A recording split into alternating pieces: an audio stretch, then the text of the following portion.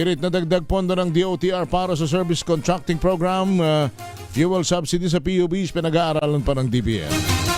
Let Narciso Let.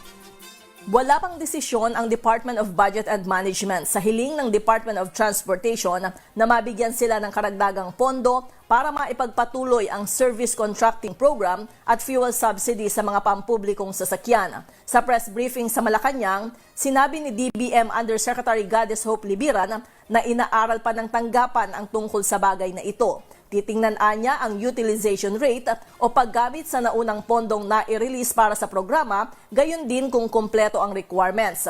Tiniyak naman ni Libiran na kung maisusumite ang lahat ng kinakailangang mga dokumento at makikitang naging maayos ang implementasyon ng programa, ay agad aaksyonan ang hinihinging dagdag na pondo ng DOTR. Nabatid na humirit ang ahensya ng kabuang 7.76 billion pesos na additional funding o 2.7 billion para sa fuel subsidy at 5 billion pesos para sa service contracting program. Target ng DOTR na mapalawig hanggang Hulyo ang programa na ngayoy inaasahang tatagal lamang ng 2 linggo batay sa inisyal na pondo. Ito si Let Narciso para sa DZRH. Una sa Pilipinas, una sa Pilipino.